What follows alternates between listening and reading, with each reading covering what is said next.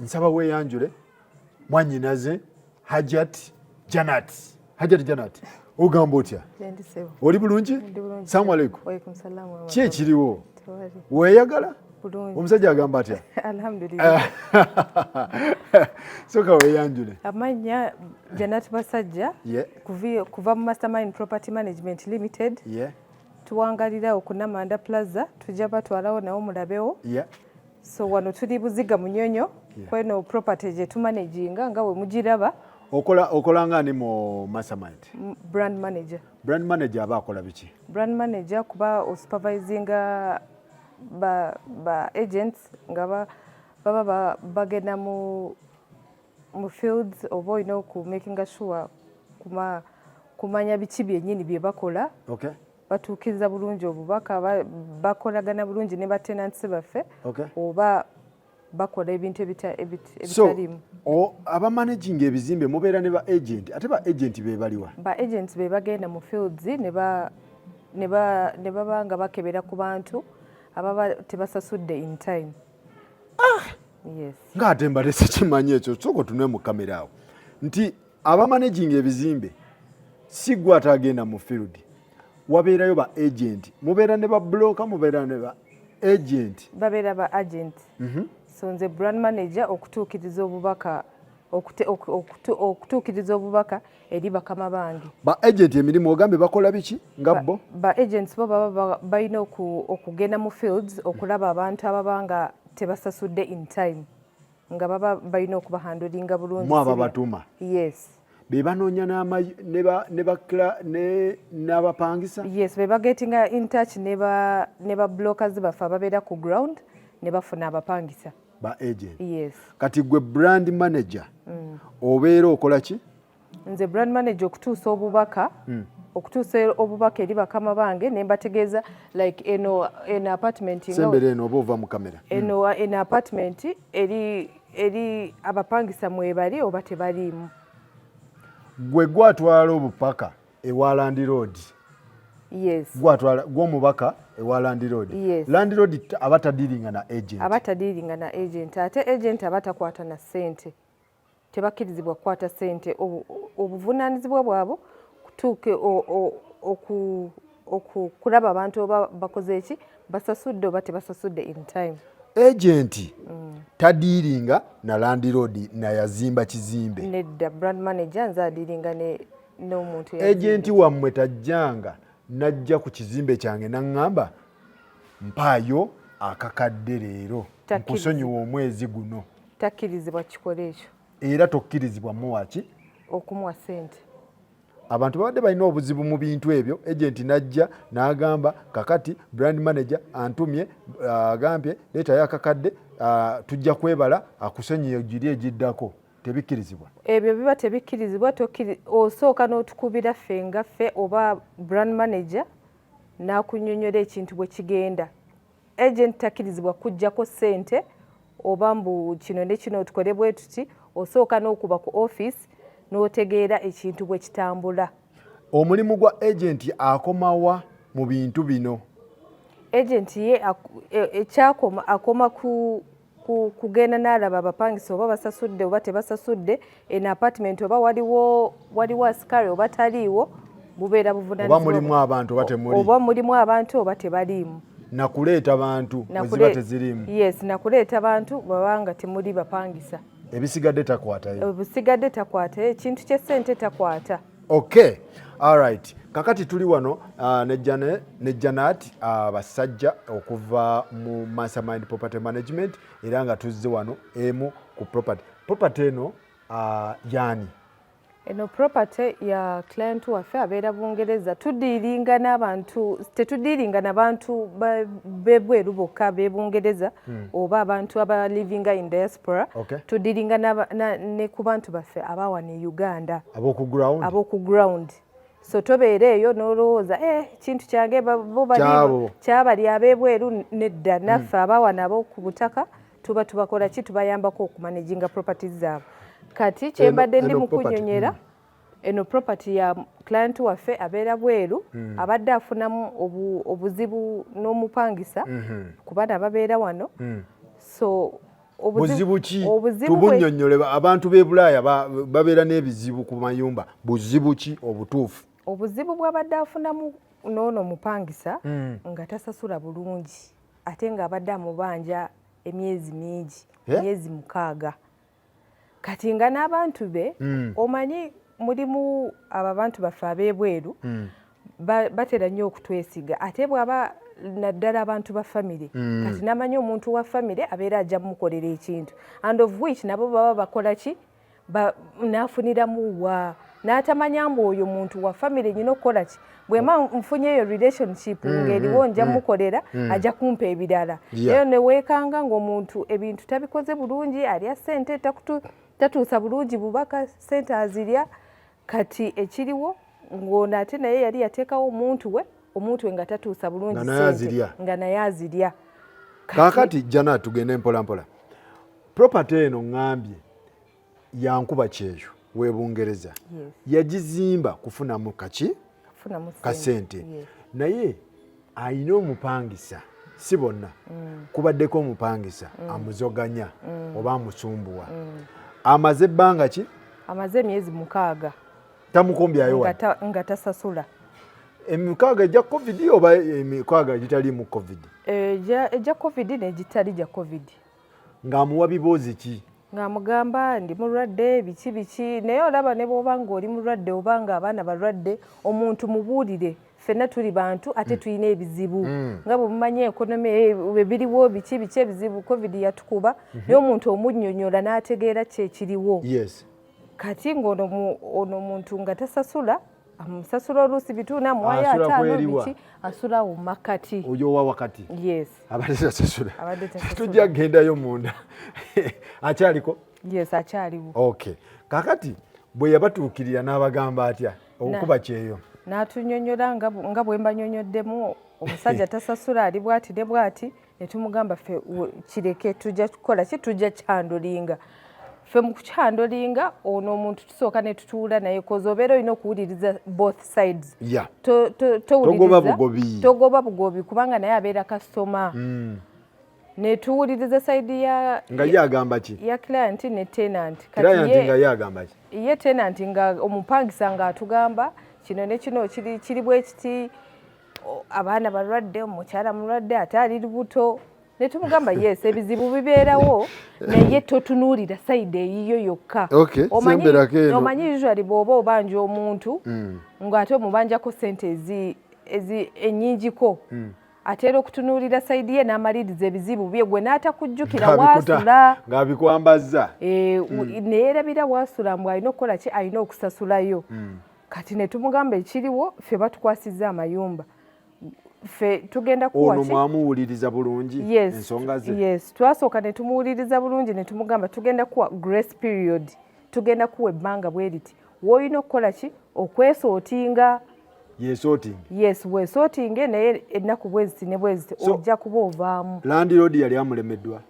landlord yali amulemeddwa ng'alina n'akikola ki n'akyandolinga company whereby company ne tuyingirawo ne tumugamba ffe tujja kyandolinga we twakyandolinga omusajja n'abanga omwezi gwe twatandika nagwo okukola ki okumuggyako ssente ye n'azisasula kati omusajja n'agamba landlord n'agamba lwaki temufuna poliisi ne tumunnyonnyola ne tumugamba gwe engeri gy'oli e Bungereza wano e Uganda tojja bisobola ate n'ekirala embeera si nnungi e Uganda nga bwe mubimanyi essente zibula biki oluusi enkya ofunye oluusi tofunye so kati ne tumugamba ffe tujja kyandolinga omusajja ne tutuula naye bulungi kati ye landlord n'atugamba engeri gy'annyonnyoddemu nammwe n'abategeeza nze kati kankole ki kansootinge gino emyezi nze nja kimaliriza naye kati mmwe muba mutandika ku period ki giri emikadde mmwe mutandika ddi okumanaginga ffe tutandika okumanaginga okuwa landlord akasente ke ffe tutandika okumanaginga eyo property n'omwezi gwe tukoze ki gwe tuba to agree with them agreement ne landlord gire emyezi gyabadde banja omupangisa we gije adiringa naye ffe ne tutandika n'omwezi omupya temucollectinga ziri nkadde mabanja gebaja yes ffe tetwagala kuyingira mu bizibu bye twaliwo kuba temumanyi ffe tetumanyi engeri gye mwali muhandulinga ki bintu byammwe ate n'omuntu landlord bw'oba okwasiza property yo company abapangisa b'obeera olina obategeeza yes obeera olina okubategeeza whereby lese olina wootuuka ku apartments ng'ogamba tenant n'omusanga ng'aludde ayisizaamu mu nnaku z'alina okusasula ng'olina okusooka okumunnyonnyola naye bw'abanga landlord yamunnyonnyola n'agamba you know what property yange sinza agisoloozaako kati nagikwasiza company omuntu awo kimwanguyira obutagoba agent waffe namugamba biki sikumanyi sooka presenting ID biki so kati gwe nga landlord olina okusooka n'otegeeza abapangisa bo okuba okukyanguyira company okukola ki okubanga okusolooza. All right, mwaba mastermind kyenjagala mwe muyina ekitegezo no mugenda mufulumya yes tuba tumuwa grace period ya 1 month neyetereza n'avaamu mwamuwadde yes kampani mwe mukikola mutya okugoba abapangisa nga bakaluba yes abapangisa bo bakaluba obeera olina okukola ki ffe tubawa ebeera tugiyita demand notice demand notice ebeera ekulaga grace period bweti grace period kyentegeeza ebbanga lye tukuwa n'osooka ne weesootinga okuva mu nnyumba weesootinga mangu yes ebintu byaffe biri mu mateeka ate n'omuntu asomyeko n'omuntu abanga tasomyeko ekintu abeera akitegeera bw'aba aludde mu kupangisa ekintu abeera asobola okukola ki abeera akitegeera oba abeera asobola okufuna omuntu omulala n'amunnyonnyola so kati mwe mulina obuyinza okumusikamu musooka musavinga tusooka musavinga eyo demand notes n'ategeera ekiri ku ground mwamusavinga akimanyi ne time gyaviiramu agimanyi kitegeeza mubiyingizamu ne poliisi to making sure else wekyala akimanyiiko kozi tuba tetwagala omuntu kumutwala ng'agambe bamuwambye bampambye ero saabeera ino kimanya ne poliisi etwala ekitundu nebanga ekimanyi ebintu ne bibeera nga biri mu mateeka tugenda kuba tubabuulira mwe abalina property zammwe kino byonna byoyagala okutegeera tugenda kuba tubabuuza bano nfunirawa bansasula batya biki ennyumba ne anoonya kirayanti bwabula munsasula ng'ekizimbe kikalu si kikalu kati byonna bwebali tuddemu kimu ku kimu percentage ntwala mmeka batwala mmeka byonna weebali si bwe kiri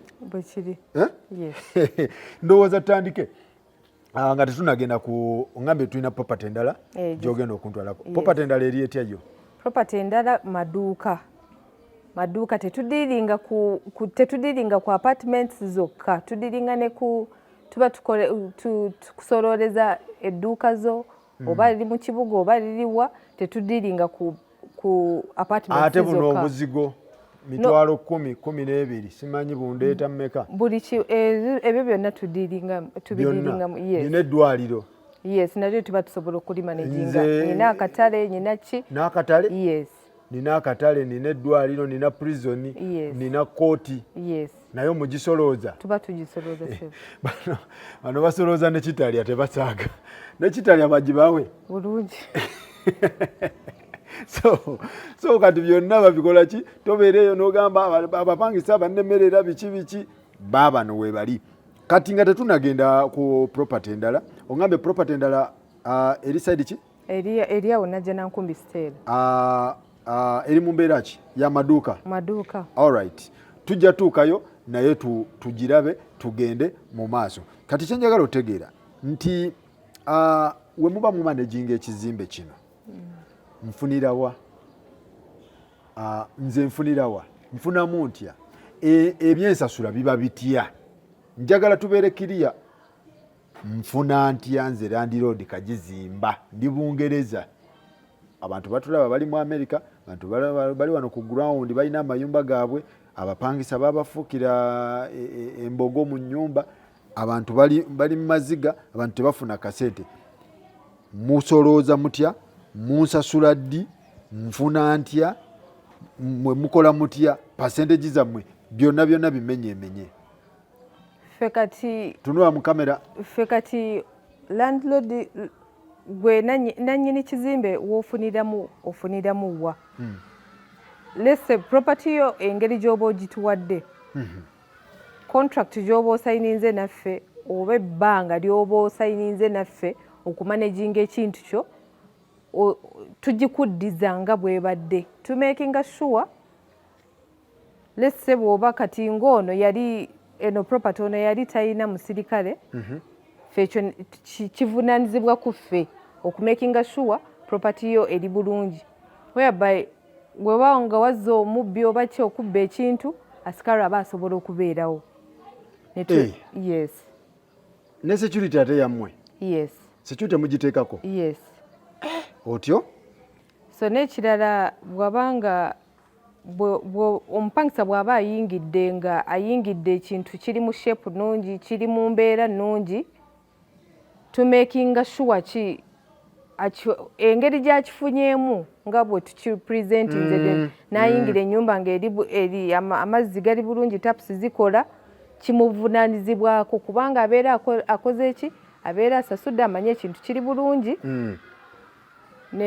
so kimuvunaanyizibwako okugivaamu nga byonna abiresenga we yabisanga yes nga byonna nga bwabisanze bw'alina okubireka otyo yes so buvunaanyizibwa bwammwe yes bubeera buvunaanyizibwa bwaffe nga mbakwasizza ekizimbe yes. nze we mbakwasa ekizimbe kyange kikino kipya tekisulangamu mu mpangisa ne mbateekamu nga tapu zikola plumbing yenna ali soba masannyalaze gakola ebisembe tebyakulubuka omupangisa ne mumuleeta n'abikulubula ani asasula ani tunula mu kamera kivunaanyizibwa ku ffe era tuba tusindikayoko ne ku ba agents baffe ne babuuza waliwo obuzibu obuliwo amazzi gali bulungi tumakinga sure ba agents baffe bagendayo ne bakola ki ne bainspectinga batenants baffe oba waliwo obuzibu oba buzibu ki whereby landlord oba client waffe tebimukwatako as long as ye aba afunye sente ze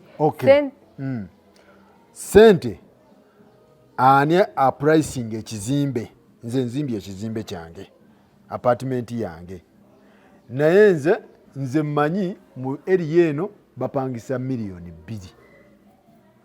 gwe okitegeera point gyendiko ani adetermininga nti bannange according ku kino ne kino enzimba ye ne apartment biki sente bweziti ze zirina okuva mu bapangisa ani adetermininga price omuntu adetermininga price tutuula ne client waffe ne tumugamba engeri gy'olaba kitundu kino engeri gye tuli mu munyonyo buziga obeera omanyi sente abantu ze bapangisa lese kabeera kadde kamu n'emitwalo 2 oba mu mitwalo nga 9 kamu kitundu so obeera olina okusooka okukola research ffe company tusooka ne tukola research ne tumanya apartments eziriraanyeeko basasula mmeka kati client waffe lese wano bw'aba yateekawo nga wa mitwalo 8 nga tubutuula bulungi naye ne tumunyonyola ne tumugamba omanyi wano oba toyita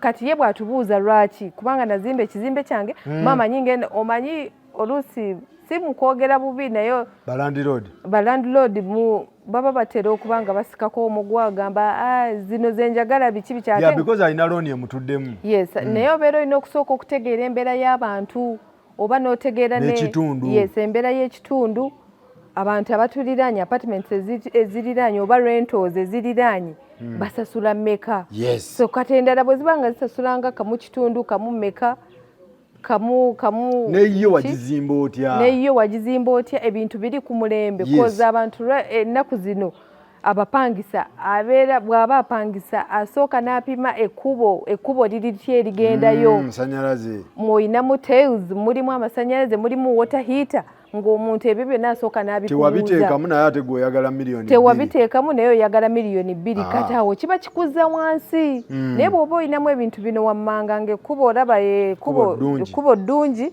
Neighborhood nnungi kozi mulimu abantu nga si kugamba mbu omuntu wa lugezigezi, omuntu abeera oluusi abeera ayagala kubeera safe. Wano wendi ebuziga mu nnyonyo ndi safe. Tukunnyonnyola ne tukugamba omanyi muzeeyo oba madamu ekintu kiri bwe kiti. Ennyumba kazibeere ku ssente bwe ziti. So mutuula ne mumunnyonnyola. Yes, tutuula ne tukunnyonnyola ekintu kyo n'oba ng'omanyi. Yes, at least ze mbadde nsuubiramu. Naye bw'oba baŋŋambye zino mba nsobola okuzifuna ate ng'ozifuna mu budde. Ssente zo oba ozifuna mu budde.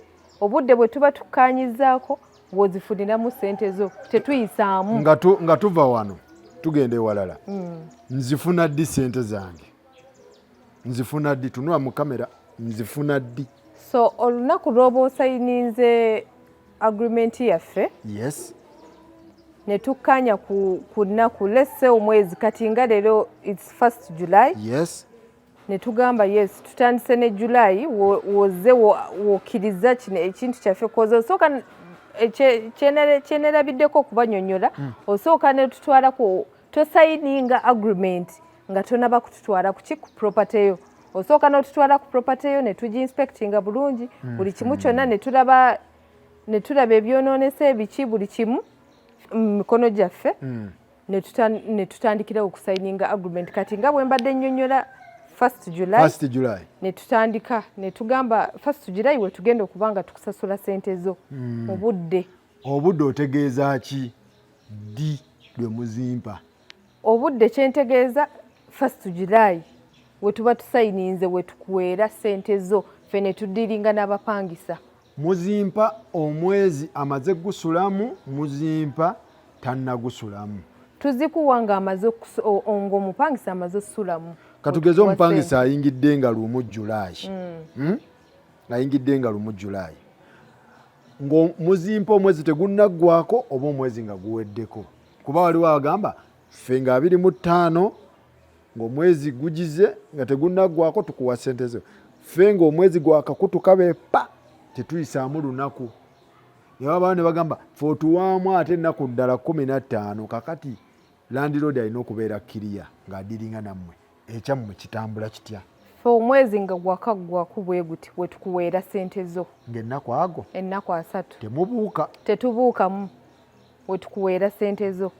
Landlord tayagala biboozi nti ate omupangisa agaanye nti ate yadduse teyasuzeewo simanyi ali ku safaari. Ebyo ebiboozi tabigendamu. Ky'obeera olina okumanya temuli bintu byakutaataganya biki ne tukuwa emboozi oba ki ssente zo tuzikuweerawo mu budde. Temugaba mboozi? Alright. Tugenda ku property endala. Ebibuuzo bikyali bingi. Ani aleeta? Singa property emala emyaka 2 ng'abakozi ng'abapangisa temuliimu, ekizimbe kyange nakizimba, ani asasula ani? Ebyo byonna ani aleeta abapangisa? Omupangisa adduse ani agira?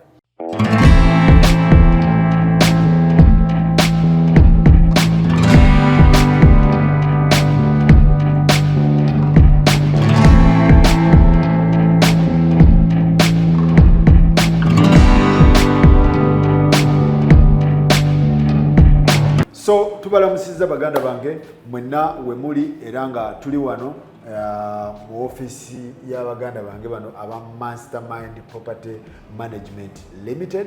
Is a company, is a registered company. Okitegeera. So nsazeewo okubeera nga mbaleeta tukoye abantu okubeera nga tebalina we bakolera mirimu gyabwe n'ogamba nti bannange omuntu oyo kampani ye esangibwawa nga tetumanyi kampani. So kakati abantu bano bali registered, balina we babeera, balina offices, balina balooya, si bya kugira, si bya street. Twesange ku Kafejabas, twesange Kamochi, twesange Nkoto, twesange Makinde mukati, nsange Waluna, Papa Sport, si bya mu restaurant, si bya mabala, tumitinge mabala, nedda. Balina ama office era tusazeewo okubeera nga tujja wano tubalage abantu bano nga bwe bakola emirimu gyabwe nga bwe tubatambuza ku property ez'enjawulo. Obeere ng'odiringa n'abantu b'omanyi sibwe kiri tuli luddawa bajjukiza amanya tubabeere nga tubatambuza bulungi nnyo ekintu nga bakitegeera bulungi. Amanya Janat Basajja Mastermind Property Management Limited. Yes. Tutuula ku Namanda Plaza. Abantu abasinga bw'omugamba Namanda Plaza alowooza omugambye Namaganda Plaza. Baawukana. Byawukana. Okay. Eri Namanda Plaza. Namanda Plaza esangibwa. Namanda Plaza eri bw'oba oviiridde Kampala Road. Yeah. Eri mabega wa Chamtower. Chamtowers. Yes, eri mabega wa Chamtower oba oluusi eriranye Kamukamu Plaza. Okay. Kati bw'oba otuuse Kamukamu Plaza oba Chamtower tuli awo makati obeera okola ki? Obeera otufuna bulungi. Kitegeeza nti aveeri ku Nkuruma Road oba ku Nasa Road kisobola okwanguyira okonectinga ne Namanda Plaza. Yes. Okitegeera? Yes. Amanyi Nkuruma Road, amanyi Kampala Road, amanyi Chamtower oba Kamukamu Plaza. Tuli awo makati. Awo wakati. Yes. We musangibwa. Yes. Ku floor yakumeka? Ku floor esooka. Floor esooka? Room F4. Room F4. Room eyokuna nga wakayingira bwoti bano we basangibwa. So kati wano mukolerawo ki wano wetuli? Wano client waffe bw'aba tukubidde nga yagala tusinkana wano wetutuula bye tukolerawo client bw'aba akkiriza buli kimu kye tumuyisizaamu buli kimu kye tukola ebintu properties tuzimanaginga batya buli kimu wano wetukolera buli kimu. Okay. Ne tusayininga agreement bulungi tuli registered tulina ba lawyers oba bw'oba oyina lawyer owuwo lawyer waffe abeera asobola okukwatagana n'owuwo ne bacoming up n'ekintu kye kimu. Okay. So wano wetusayiningira. Lwaki ba lawyer beetaagisa mu bintu bino? Ba lawyer beetaagisa mu bintu bino okubanga ebintu biri mu mateeka whereby oyinza okusanga omupangisa nga bwe tubadde tubanyonywedde ku issue ey'ebuziga munyonyo ng'ekintu obeera olina okiteeka mu mateeka kozi omuntu tomalaga mugoba mu property bwotyo ng'abadde apangisa naawe oba emyaka oba emyezi ekintu obeera olina okikwasa amateeka awo lawyer waffe wajjiramu ne tumuwandikira demand notice n'abanga amanyi ne tumuwa grace period waba alina okuviira mu nnyumba awo lawyer wajjiramu. Okay. Ebintu birina okubeera mu mateeka. So wemba nina lawyer owange because nange mulimu ba landlord ng'azimbye apartment ze ng'alina balawyer be nange nina lawyer wange so lawyer wange bwemba njagala kukwasa kizimbe kyange lawyer wange yeetaagisa omuleeta mu bintu bino oba owammwe yekka yabeera mu bintu bino kiba kitya?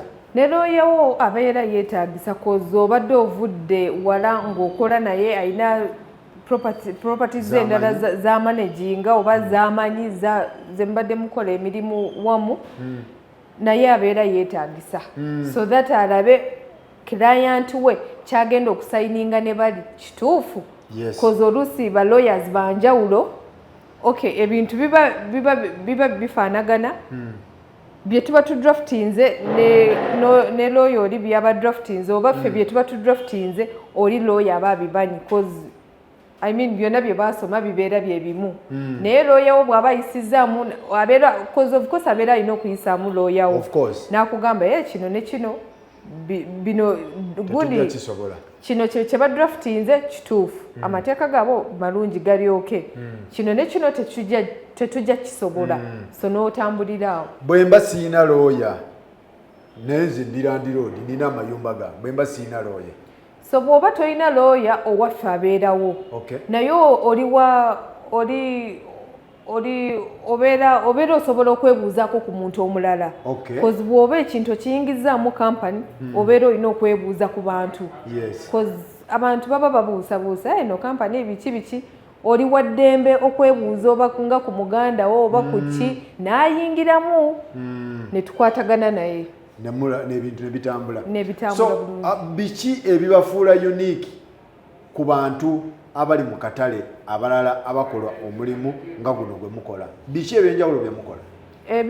Ebitwawula nnyo ku bantu abalala kati ng'eyo issue ya lawyer abantu abasinga wano e Uganda abantu abasinga ebintu tebabitwalira mu mateeka ebintu n'abikola ku peesi ye oba ku ngeri gy'ayagala okukola ebintu bye, and of which kati ng'abantu ab'Ebungereza si kugamba mbu lubeera lugezigezi oba ki, naye mulimu abantu nga ye alina engeri gy'akolamu ebintu bye. Bwekiri ffe we twawukanira okukulaga mbu tulina balooya, and of which abantu abasinga tekibeera ki, kozi naffe okutandika kino ekintu twakola research ne tutambatambulako ne tulaba ne tumanya abantu abasinga balaakinga nnyo ekyo ekintu kyaki looya baba tebamuyina. Bakola bukozi bintu byabwe. Bakola bukozi ebintu byabwe ku peesi yaabwe engeri gye baagala. N'ekirala okubanga abantu abasinga tebabeera na offices kyentegeeza we batuula. Abantu abali mu mulimu guno gwe mukola abasinga tebalina zi office. Abasinga tebalina zi offices. Kati oluusi abamu nga baali baziina naye covid awo nga we yayingira nezidduka naye omuntu n'abanga n'akulaga certificate yes ndi registered, naye omuntu abeera akola ki, ayagala kumanya otuulawa, so that wemba abantu bange bakuwadde ssente ba tenants bakusangawa. Naye kati ffe engeri gye tutuula wano toyina engeri gy'osobola okudduka n'ekintu ky'omuntu oba ki.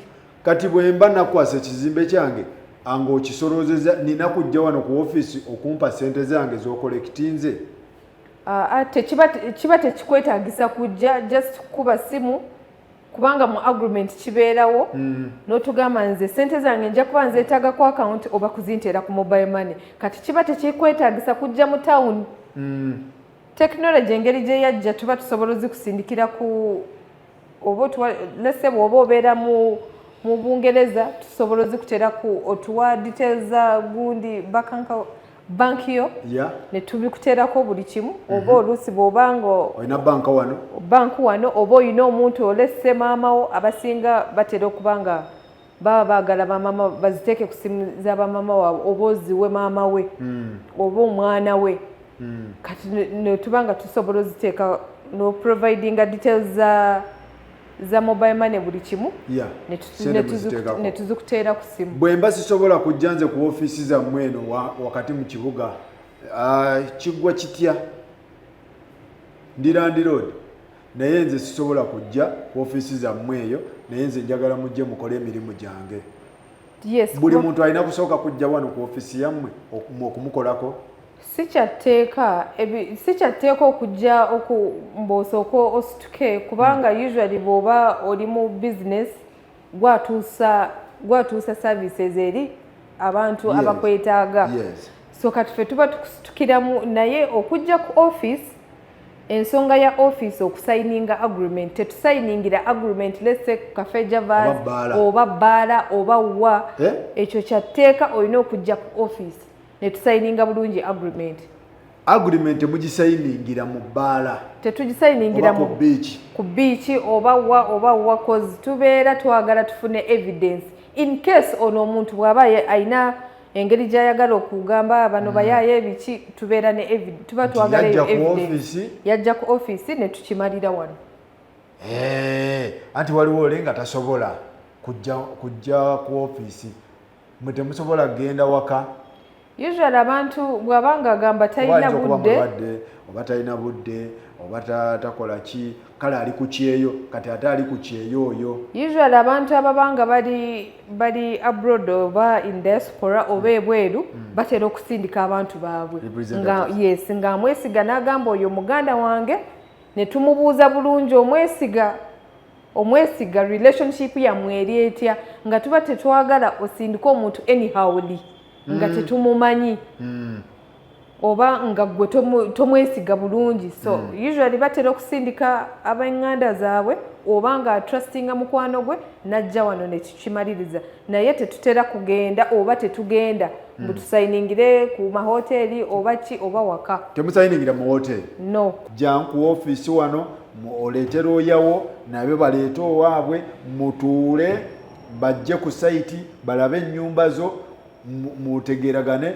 mujje wano musayininge ng'ebintu byonna bitambula malidadi sana. Tukoye sitole simanyi namusanga munyonyo eri ku kyanangamba ate soko oli akabeero bwe namala okulya akabeero nansayiningisa kati atansayiningisiza ate ebintu sibitegeera jangu wano mu ofiisi otuule obuuze kyoyagala otegeera ebintu byonna bitambule nga biri malidadi sana si bwe kiri.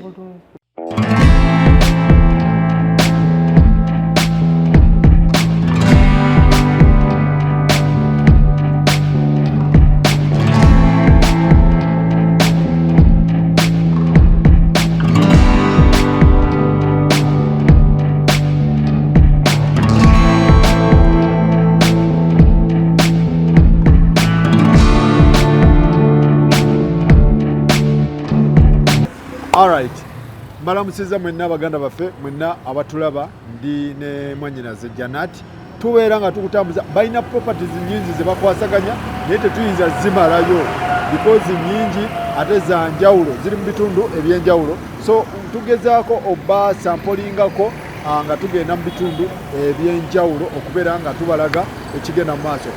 Janet, wano tuli ludawa? Wano tuli na Janankumbi Stella. Tuli na Janankumbi Stella. Nezino nazo muzimanaging? Yes. Yes. Okay. Nyonnyola bulungi mwatandika tya zino zimanaginga era zino zikola mirimu ki?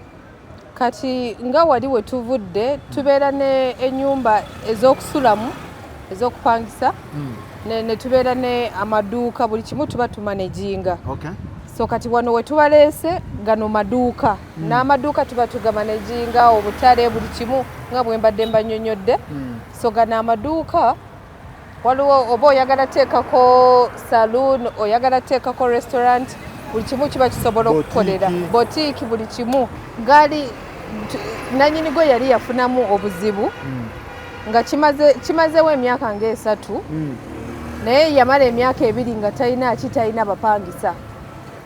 Obuzibu lwaki ekizimbe usually ba landlords batera okukola ki batera ebizimbe okubanga ebizimbe byabwe nga babiteeka ku ssente ez'owaggulu nga babiseera so whereby kimuwa obuzibu okukola ki okuba nga afuna abapangisa. Yes. Era obeera olina okumanya omuntu bizinesi ebe etambula mu kitundu n'omanya bwema ntaddewo kino ekintu bwekiti ne bwekiti kijja ttambula. Kati ng'ono w'omumakati alina retail shop atunda buto biki oba bisobola otambula. Kati naawe nga omupangisa ajja okupangisa osooka n'otunuulira ekifo n'olaba wano mwengendo oteeka bizinesi enaatambula. So kati Janet nti balandiroodi nabo balina obuzibu nti asobola okuleega ekizimbe n'atamanya lwaki ekizimbe kye kiganya okutambula kyotegeeza n'akiseera abaklayant ne bamubula bw'otegeeza. So kati mwakisanga mwe mwakola mutya okubeera nga ate musobola okulaba nga mutandika okufunamu abapangisa? Ffe twatuula naye ne tumunnyonnyola ne tumugamba kati omanyi engeri gy'obadde ofunye osobola ekizimbe kiteeka kozi yali akitadde ku $8,000. So otunuulira environment n'otunuulira ne ebizimbe ebiriraanyeewo bapangisa ssente mmeka okufuna ababo. So ne twagriwinga naye ne tumuwabulamu ng'omuntu olina okutambulira ku ssente bwe ziti w'ogenda okufuna abapangisa. And indeed bwe yakikwasa ffe ne tubafuna abapangisa ku ssente ze twali tumugambye.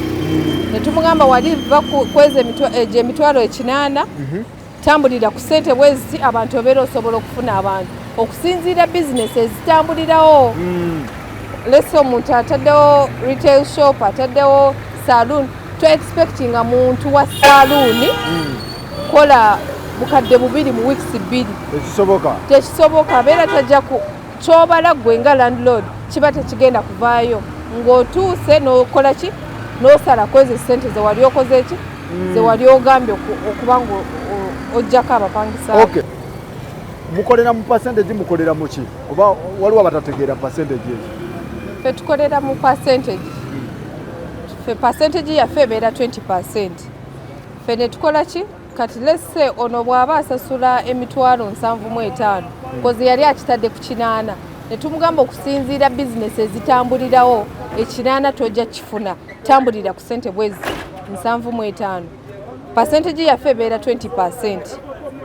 Awo tubeerawo ne packages endala 10% ne 20%. Nja kujja nga nzitematemamu nkunyonyola percentages ezo bwe zitambula, naye agreement mu okusolooleza ekizimbe kyo nga bwe njogedde wano basasula emitwalo 75, ffe tujjawo percentage eyaffe 20%, then tukuweezizo.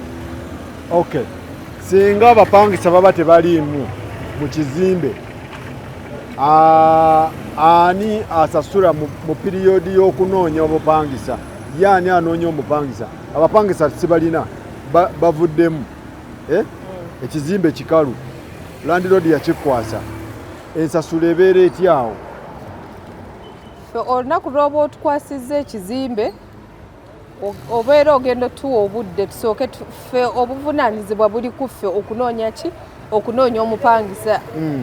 So bwe tufuna omupangisa tukutegeeza yes omupangisa ayingidde, kino ne kino bwe kitambula, ne tutandikawo okwebala. Mwebala?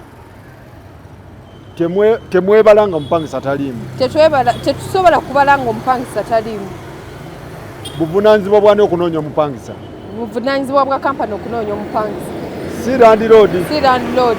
Naye ate landlord waba afunye omupangisa kiryoke naye okumuleeta? Yes. Naye nga buvunaanyizibwa bwammwe okunoonya omupangisa? Yes. Kati piriyodi eno ng'ekizimbe tekinnafuna mupangisa naye ng'ate amasannyalaze gatambula biki landlord mwe musigala mumusasula oba mumusasula ng'omupangisa ayingidde? Ffe tumusasula nga omupangisa ayingidde, era ezo bills zibeera zimuvunaanyizibwako okuviira ddala wali ku agreement nga bwe tuba tusayininze agreement, kozi buli kimu kyonna kibeeramu.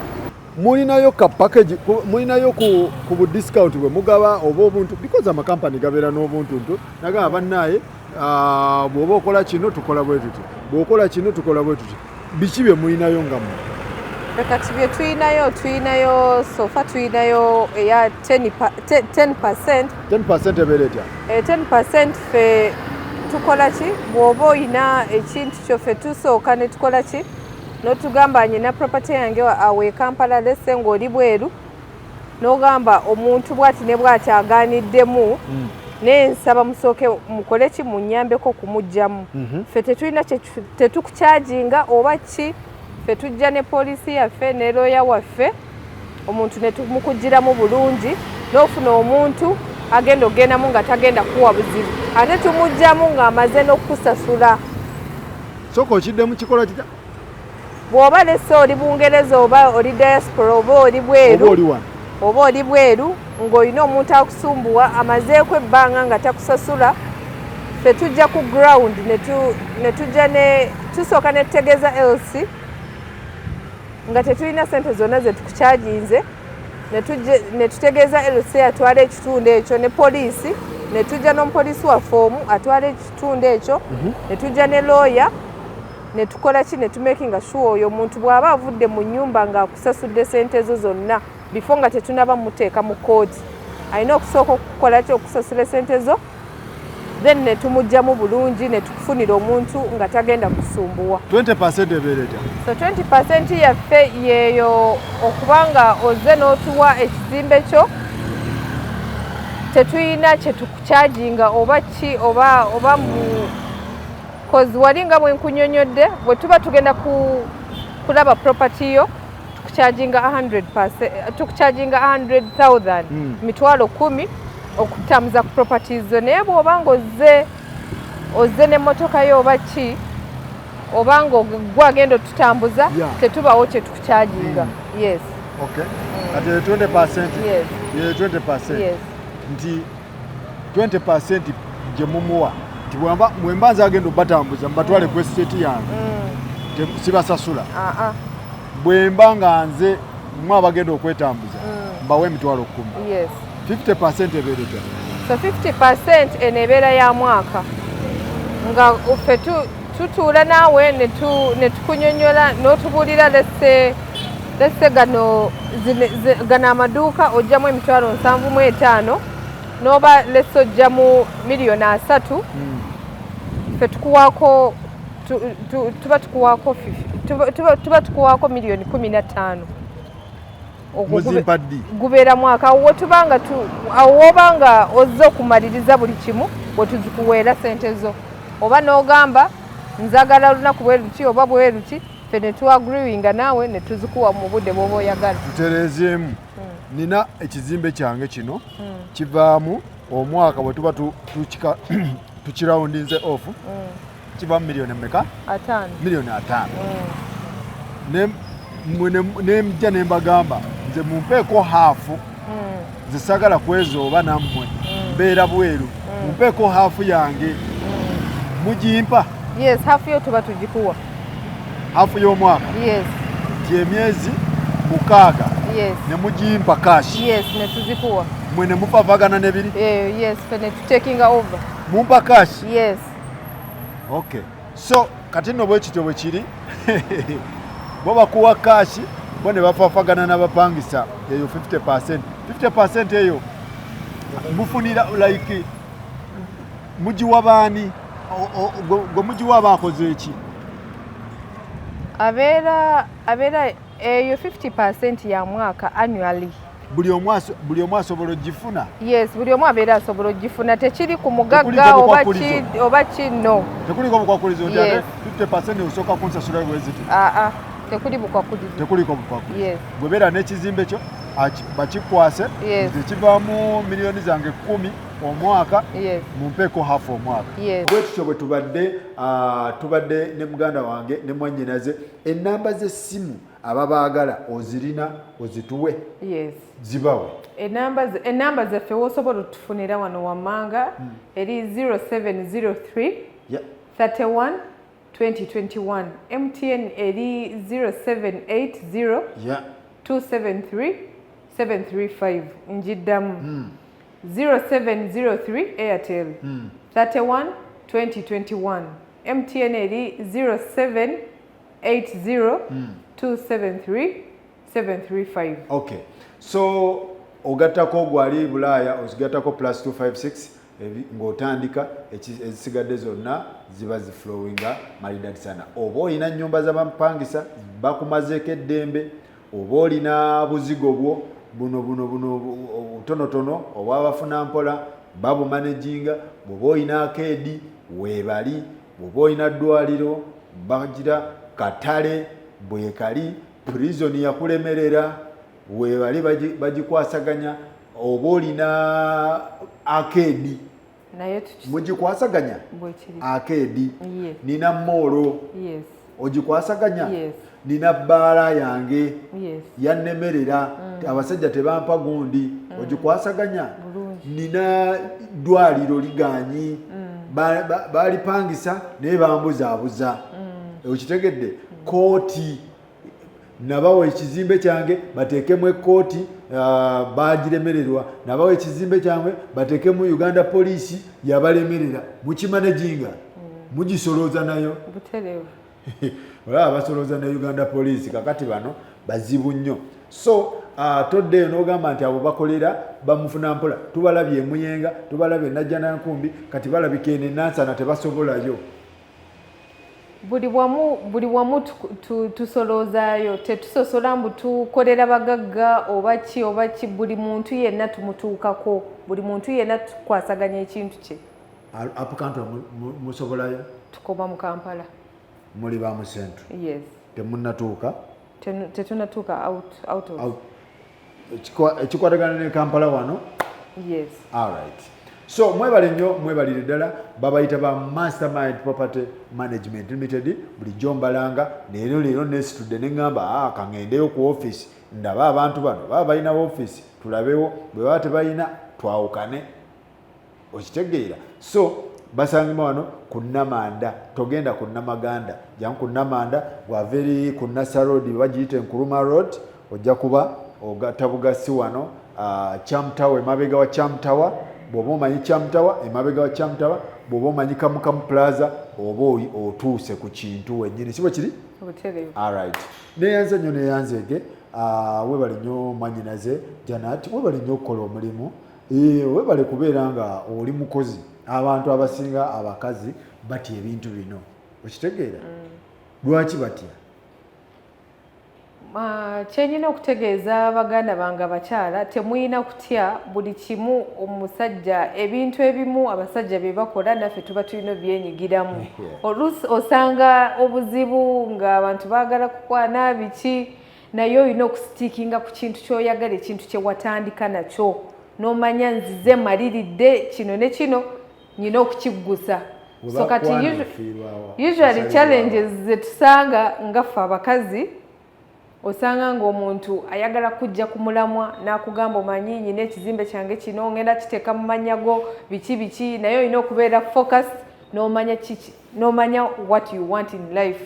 Cause nze ebizibu bwe bityo mbisanze, naye olina okunywerera ku kintu kye watandika n'ekintu ky'oyagala. Cause bangi bajja kujja bakulimbe kino ne kino, nakulimbisa emiliyoni 10 meka olina okumanya kikyoyagala in life. Alright. Mwebale nnyo mwebale ddala tulabagane next time.